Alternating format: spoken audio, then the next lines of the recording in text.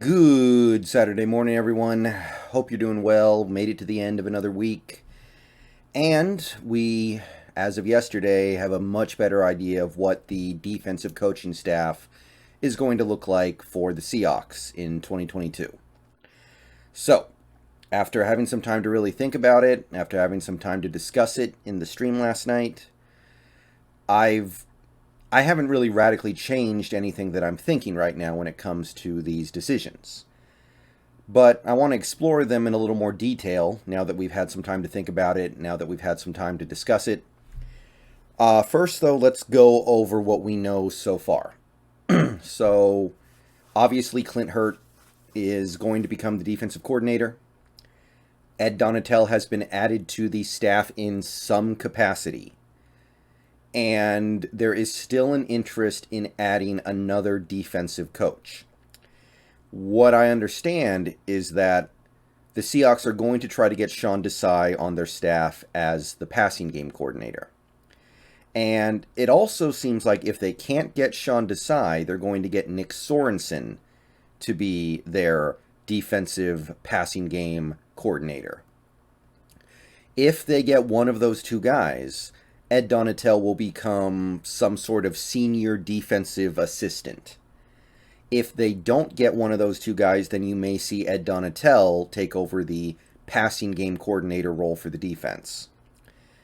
So that seems to be the way things are going right now with this defensive coaching staff. And I haven't radically changed my position on these hires and potential hires. I'm pretty whatever about the Clint Hurt promotion. I'm pretty excited about Donatel because of all his experience. And Desai would be very interesting to bring in because he's kind of a young hotshot in the coaching game right now. And Sorensen, he's another guy I would kind of just shrug my shoulders on. I looked at a little bit of his prior experience as a coach, and it was thin, but there was some good stuff there, so they can't be that bad, but I don't see how it can be that good either. So that's where we stand right now. And the Sean Desai part of this equation has gotten more interesting because last night, the Raiders, who were believed to be a chief candidate for Sean Desai's work as DC, or hiring Sean Desai as DC rather, have decided to hire Patrick Graham, formerly of the Giants. So they have their defensive coordinator. Sean Desai is no longer going to be going there to be a coordinator, so he's still out there. And as of right now, to my knowledge, the Seahawks would be the clubhouse leaders to bring him in and, like I said, probably become the passing game coordinator for the defense. And this, to me, is kind of the linchpin for how I'm going to feel about this series of coaching staff moves. Because bottom line is the fear in this fan base, no matter what we do, until we see something different, no matter what we do, a majority of the fan base is going to, or at least the fan base that I have, the Seahawks fans that I see on Facebook and YouTube and a couple other places as well, is going to be, well, it doesn't really matter. It's still going to be Pete's defense. Pete's going to have full control over every part of the defense. It doesn't matter. So let's start there because, well, Clint Hurt, okay, that makes all the sense in the world within those confines, right? Because Clint Hurt had never been a defensive coordinator in the NFL before. This is a promotion for him. This is the best job he's ever had as an NFL coach. He's going from a defensive line coordinator / assistant head coach, and who knows what assistant head coaches really do. It's hard to know what kind of additional role he takes on, but if he becomes the defensive coordinator, which is going to happen, he will probably be doing the play calling. That's significant. That's a bigger deal than anything he was doing before. And he's been a Pete Carroll guy since 2017. That's when he first arrived in Seattle. So Clint Hurt getting the promotion, that certainly fits within the confines of the idea of this still just being Pete Carroll's defense. Ed Donatel is a little different because he has a ton of experience. He's won Super Bowls, and he was able to do it without just being punched on Pete Carroll's shoulder, right? Ed Donatell hasn't coached with Carroll since the early 90s with the Jets. He had a ton of success in Denver. He worked as a defensive coordinator 3 different times. He's worked as a secondary coach multiple times under Fangio, and has had a lot of success outside the Pete Carroll sphere of influence. However, while I do think it's fair to point out that Donatell would not really be interested in coming here just to do what Carroll tells him to do, it has been pointed out by some people that Ed Donatell's son is actually on our coaching staff. So some people were theorizing, hey, maybe he's just coming to Seattle because he wants to be with his son and wind down the end of his NFL coaching career being around his child. So you could possibly buy into some sort of theory here that Donatell is only coming here to be on a coaching staff with his son, and that doesn't necessarily indicate anything. And maybe that's true, but what are you going to say about Sean Desai if he joins this staff? And not only would Sean Desai be joining the staff, he would be joining it with a demotion, because he was a defensive coordinator last year, and I know it wasn't all pretty, but by my marks and by the marks of most people I've seen who evaluate NFL coaches, Desai did a good job. Desai's star is on the rise. Desai is...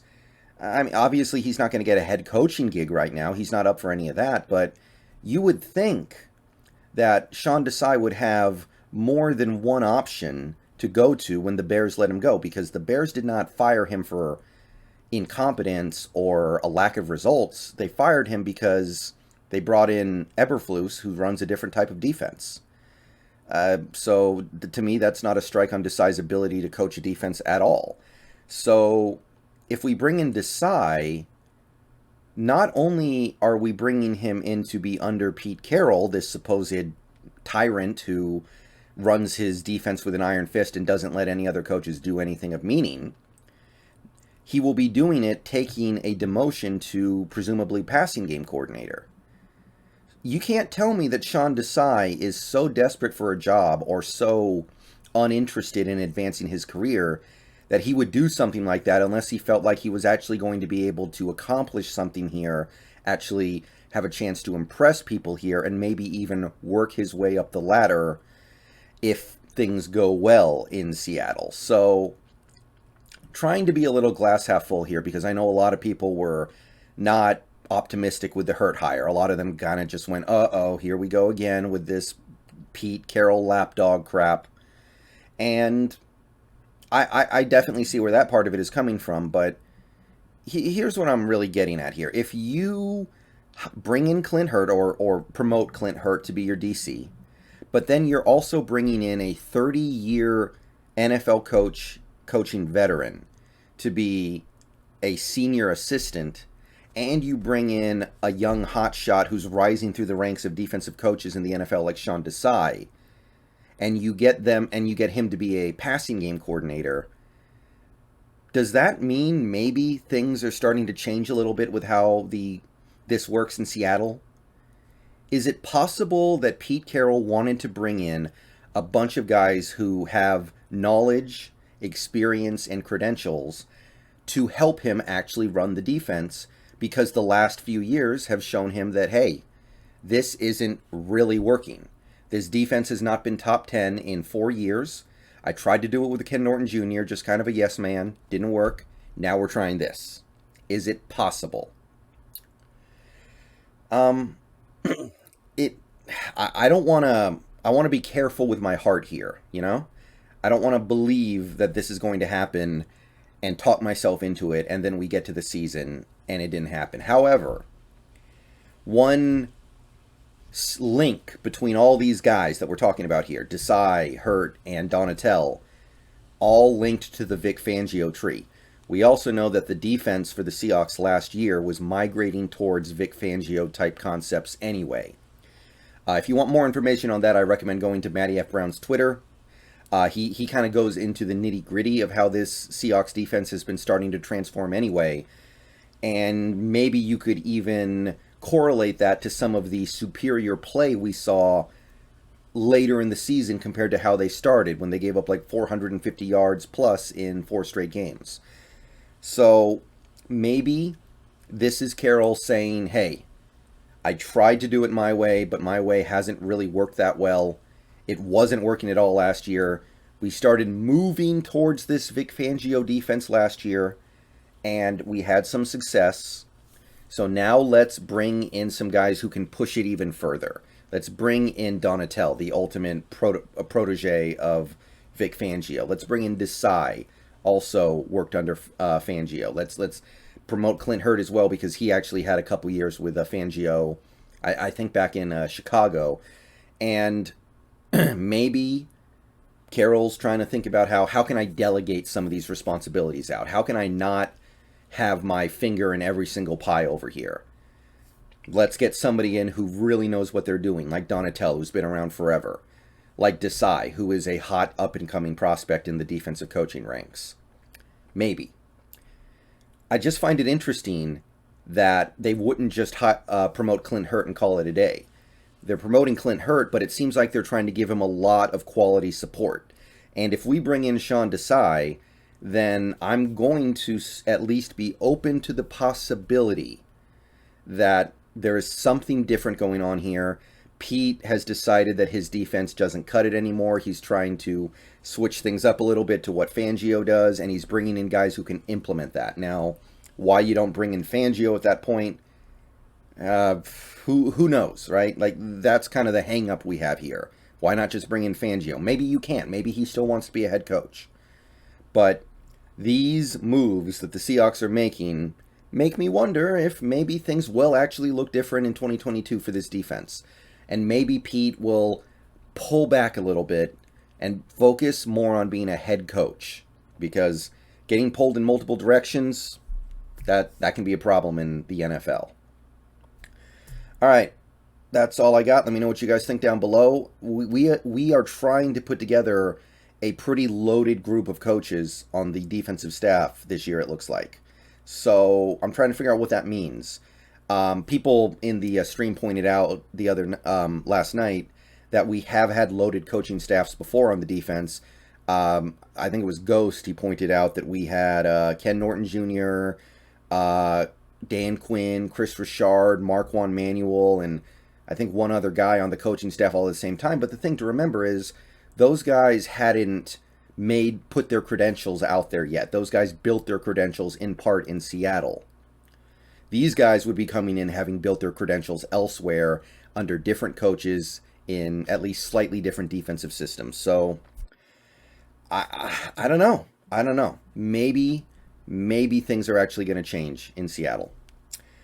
Maybe you shouldn't get your hopes up, but if we bring in Desai, I'm going to start to wonder, how could you get Sean Desai here if he's such a hot prospect, if he knew he wasn't going to get to do anything and he was just going to have to do what Pete told him to do?